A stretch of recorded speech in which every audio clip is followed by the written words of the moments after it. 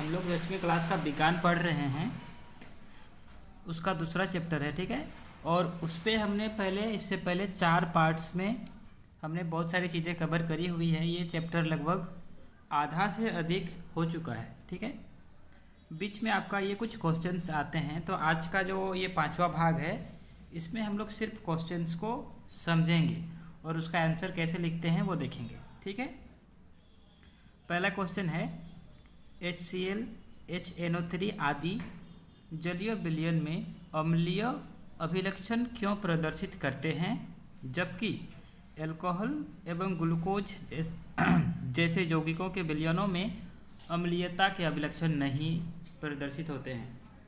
कहने का मतलब है कि जब HCl या HNO3 को जल में मिलाते हैं तो वो अम्ल का जो अभिलक्षण है, अम्ल का जो गुणधर्म है वो प्रदर्शित करता है, जबकि जब एल्कोहल या ग्लूकोज को पानी में मिलाते हैं तो वो अम्ल जैसा प्रदर्शित नहीं करता है। तो ये क्या कारण है, ये इस क्वेश्चन का मतलब है, इसको हम लोग को समझना है। ठीक है, तो अगर आपने इससे पिछला वाला भाग यानी कि चौथा भाग अगर आपने देखा है तो उस पर हम लोगों ने पढ़ा था। ठीक है, क्या होता है जब किसी भी,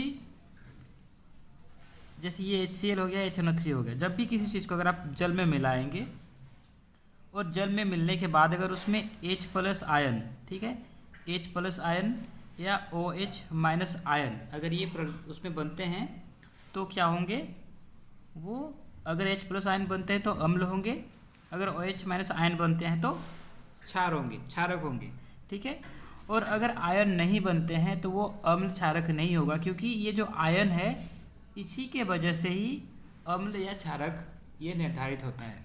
ठीक है, तो इसमें आपको आंसर में क्या लिखना है, HCl और HNO3 को जब जल में मिलाते हैं तो उसमें H+ आयन निर्माण होता है, निर्मित होते हैं। ठीक है, इसीलिए वे अम्लीय अभिलक्षण प्रदर्शित करते हैं, जबकि एल्कोहल एवं ग्लूकोज को जब जल में मिलाया जाता है तो उसमें आयन उत्पन्न नहीं होते हैं। इसके लिए वो क्या होता है, अम्लीय अभिलक्षण नहीं प्रदर्शित करते हैं। कारण क्या है, उसमें H+ आयन नहीं बनते हैं, इसके लिए वो आपका अम्लीय अभिलक्षण नहीं प्रदर्शित करता है। दूसरा क्वेश्चन है अम्ल का जलीय विलयन क्यों विद्युत का चालन करता है।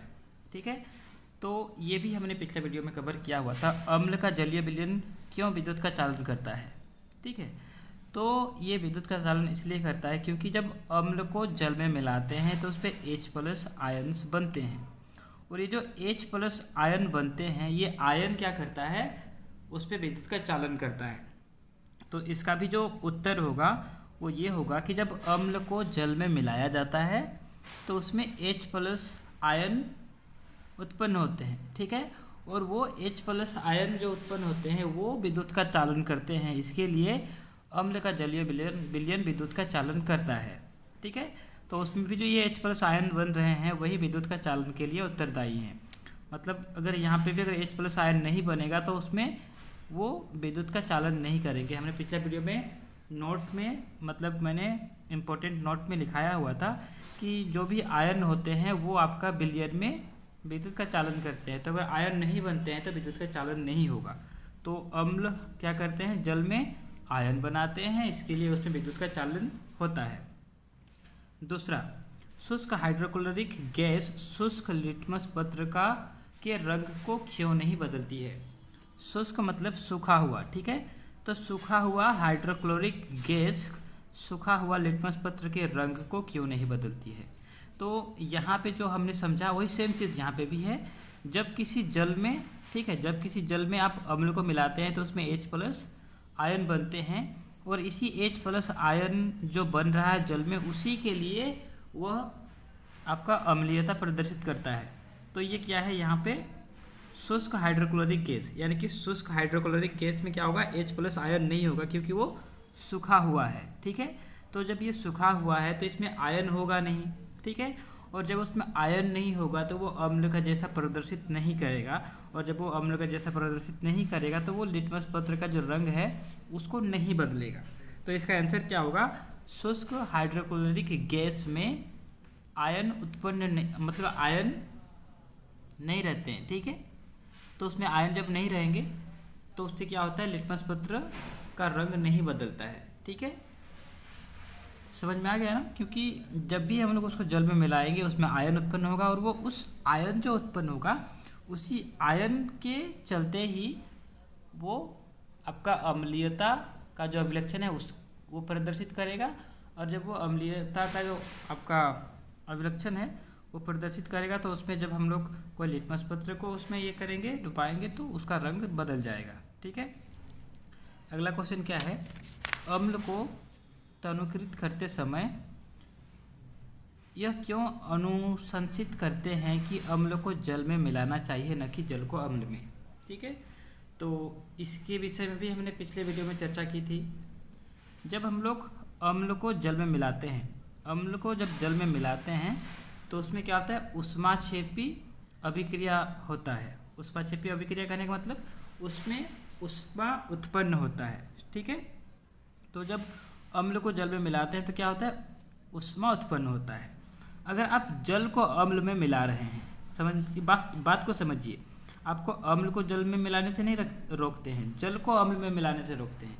अगर आप पानी को किसी अम्ल में मिला रहे हैं, इसका सीधा मतलब है कि अम्ल ज़्यादा है और आप उसमें पानी मिला रहे हैं। ठीक है, आप ऐसा तो करेंगे नहीं, एक बाल्टी में 1 चम्मच अम्ल लेके उसमें 2 गिलास पानी डाल रहे हैं।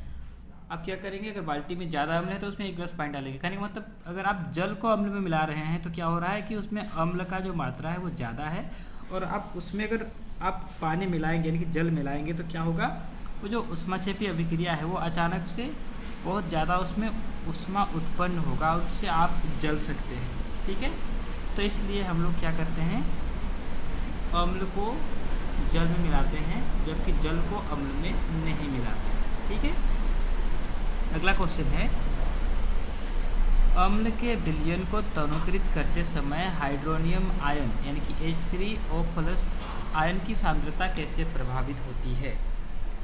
हमने पिछला वीडियो में तनुकरण किसको बोलते हैं वो हमने सीखा था। ठीक है, जब भी किसी अम्ल में या क्षारक में पानी मिलाते हैं तो क्या होता है, उसका जो H+ आयन या OH- आयन है उसकी सांद्रता प्रति इकाई आयतन में कमी होती है, उसको हम लोग तनुकरण कहते हैं। कहने का मतलब इसको ऐसे समझते हैं कि आपका जो अम्ल है उसमें कुछ H+ आयन होंगे।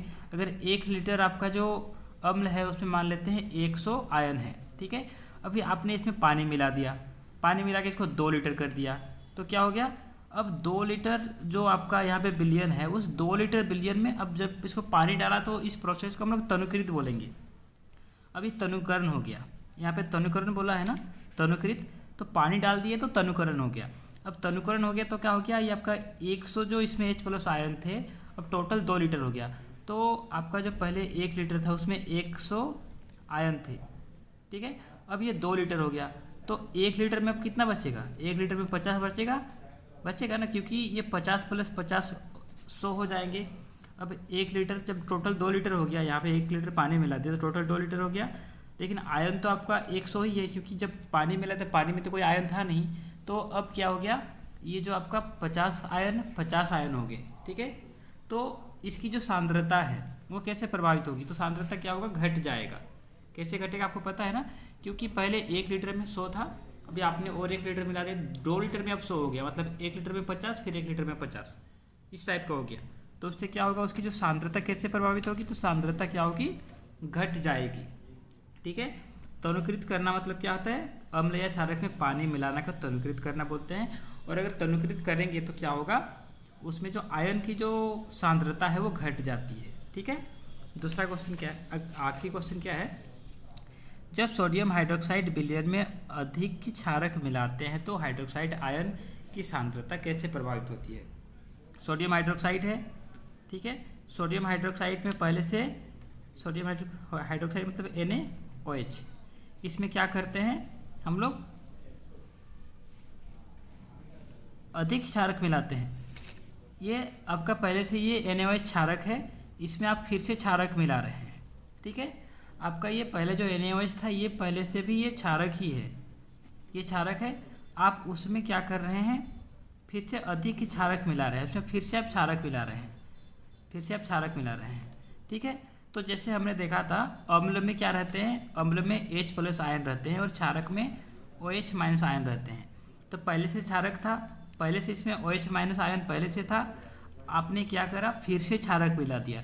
तो आपने क्या करा फिर से OH माइनस आयन उसमें आप फिर से दे दिए, ठीक है। पहले से भी OH माइनस था, आप फिर से OH दे दिए, क्षारक में फिर से क्षारक मिला दिए।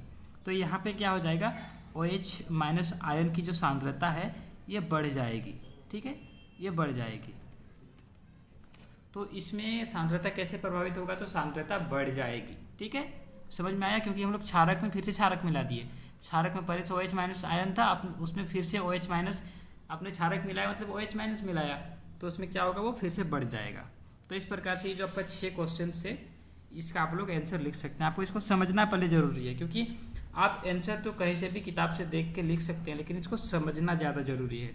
तो जो चीज़ें मैंने यहाँ पे आपको बताई वो आप अच्छे से एक बार देखेंगे तो आपको समझ में आ जाएगा। और इससे जो पिछली मैंने वीडियो बनाई है आप उसको अगर देखेंगे तो चीज़ें और भी क्लियर हो जाएंगी, ठीक है। धन्यवाद।